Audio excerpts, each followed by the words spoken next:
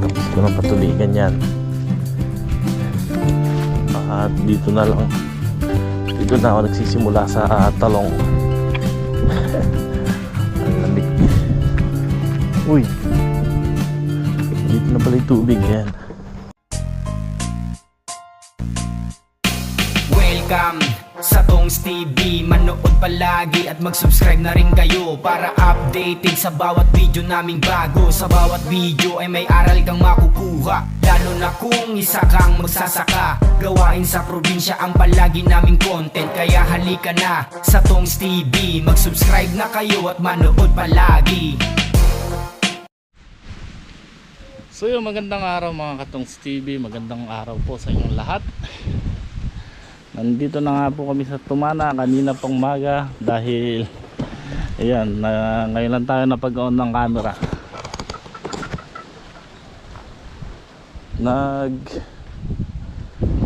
Nagbabalag na nga po pala tayo dito sa sitaw natin dahil ayan yung sitaw.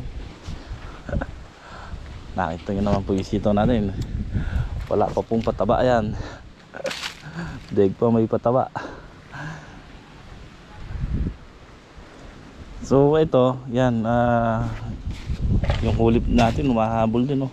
Nung binasa po namin to, tinundos na rin po namin yung pinunla ko pang kulit. So ayan, ayan, nagkakausbong na rin. Tapos ito yung mga rektang tinanim, patabain na, kaya lang di ko mapatabaan kasi pagka oras na pinatabaan ko yan, bilis yan, bilis maglalabas ng mga kanyan gapang pang usbong. So ayan, magtatayo na nga po kami ng balag dito. Ang ginagawa ko ito, kasama ko si Porky dito at si Wally. Bali 5 kami dito ngayon. Sinama ko si Nogi at si Bato. Ha? Si Negit, si Bato nagagambol ng talong para pag pinatubigan ko bukas okay na.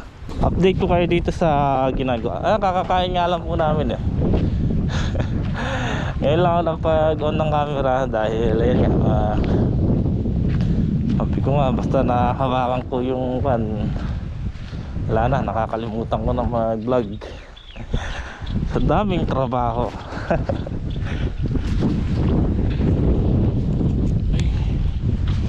Sili natin na yan.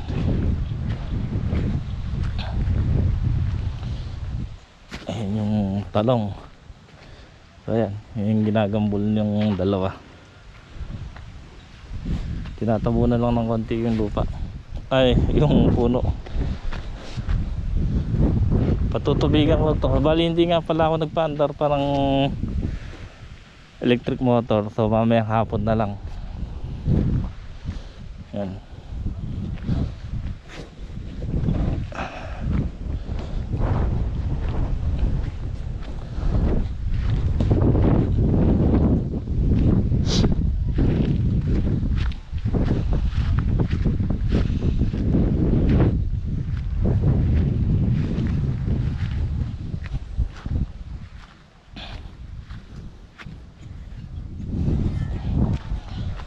Matalim pa ba?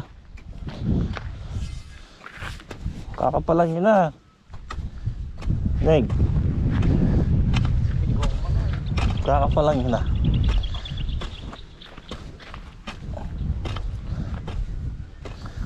Ibukan nyo sa puno, tatabon nyo para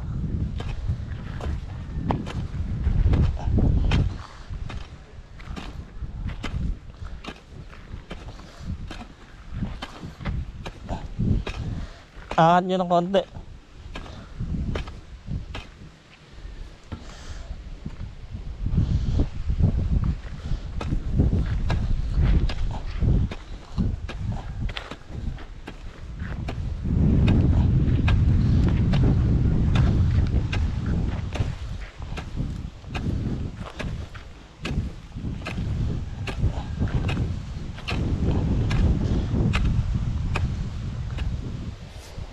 Ayan.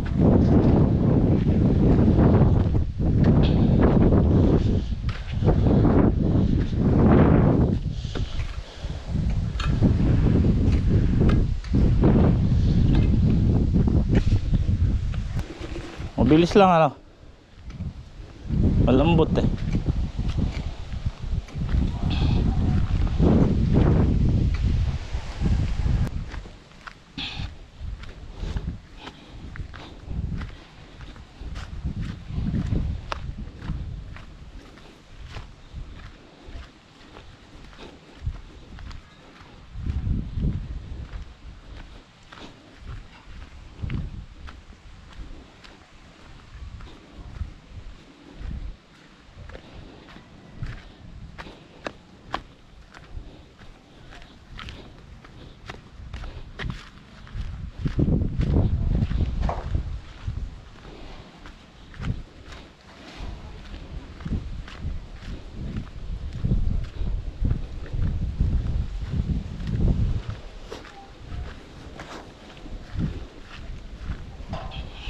Okay na. Okay mga katong, sisimula na tayo mag kuha ng tulos.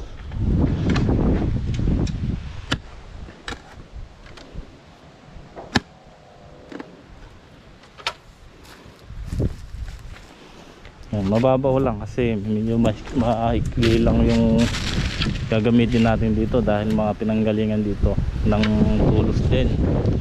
Tapos isa pa naputol kasi yun sa ilalim. So okay lang naman mababaw kasi lalaban naman na pagka binatakan sa ibabaw doon tinali, tapos babatakan natin, ibig sabihin pa-cross yung tali niya sa ibabaw, kaya hindi siya sasayaw ng pakanan or pakaliwa or pahiga, kaya okay lang nakabaon kahit bagyalo nakabaon. Tapos siserga naman natin pa square. Ha? Hirap po. Ay, huwag yung tanggalin, hiliram lang natin yan, hindi natin yan.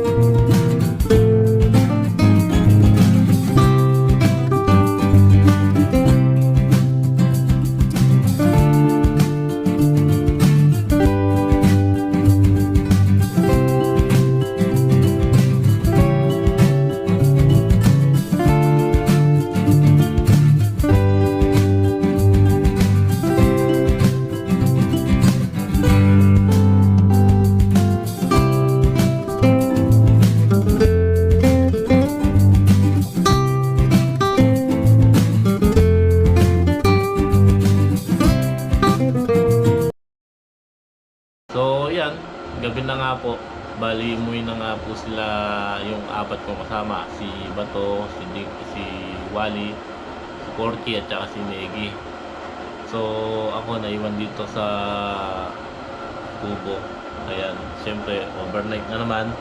At kung napapansin nyo, maandar yung patubig natin. So kanina nga pala nung lumamig, bandang alas 4, sinindihan ko na electric motor, nagpatubig ako dito sa side, sa side nito kasi yung dulo ron. Tapos kung nakahapon, napatubigan din po yun kahapon. So ayan, yari na rin yung sili dito.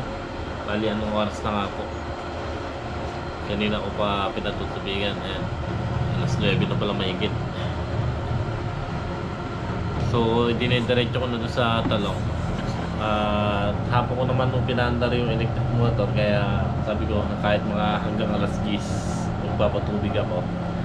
So ayan, titignan ko lang kung napuno na yung dalawang tudling na binuksan ko. Siyempre kailangan natin gawin to para sa ating mga tanim kasi nabibitin na sa tubig. At siyempre pasensya na kayo sa loob ng kubo natin, medyo makalat. At ayan, ginagawa, continue din ang gawa dito, no? Kaya lang tuwing hapon lang kasi pumapasok, may trabaho yung gumagawa rito, kaya sinisingit lang sa hapon. So okay naman, magyayero na lang bukas. Bukas may CB na rin yung tagliran natin na yan. Siyempre may flashlight tayo.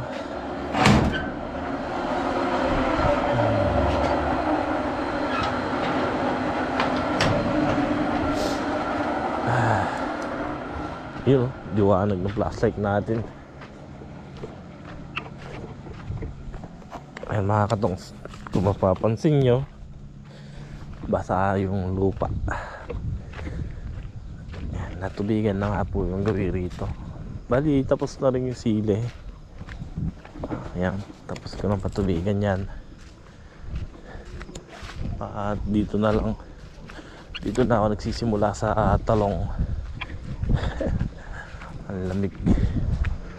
Uy, dito na pala yung tubig. Yan, nakapo yung talong.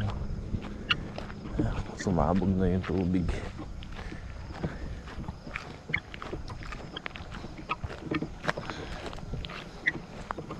Ayan na. Nandito na ang tubig. Oh, mina to. Natibag. Oo nga, natibag. So wala naman din tatakasan yung tubig dyan.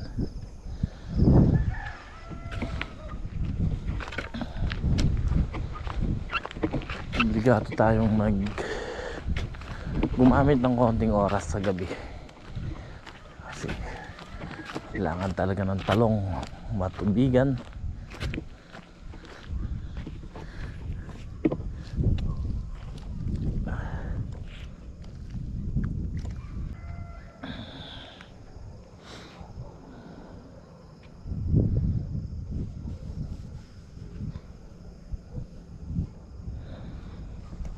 Medyo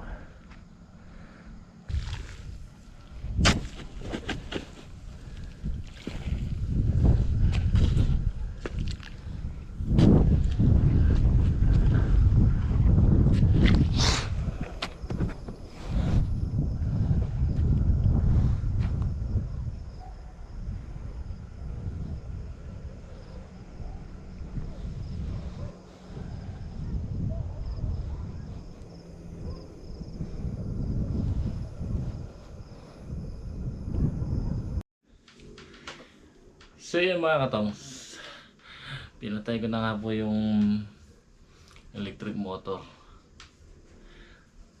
Medyo malamig na. Anong oras na ba? Kuwang pa lang naman 9, magna 9:40, 9:39 na yan. So bukas maga-maga ko na lang papaanda rin At ayan mga katongs, hanggang dito na lang muna ang aking vlog. Maraming salamat po sa lahat. Pasensya na sa ating mga vlog, paputol-putol. At talagang abot-abot na naman ang gawain. So, yung ceiling Taiwan pa ang problema ko. Pagkayari nung patuloy yung talong, doon naman sa sili. So, bukas pag bumalik yung tatlo, mayayari sigurong tulusan lahat ng sitaw. Then, magti-trellis na kami dito sa sili ng balag. Yung magbabatak na ng tali. Tapos magtutulos. So, yun nga, konti na rin na tirang gambulin nila bato sa talong kasi mabilis lang naman, kinakayod lang naman yun eh. Pinatatabunan ko lang ng konti yung puno. So ayan, matutulog na tayo mga katongs. So bukas na lang. Maraming salamat. God bless po sa inyo.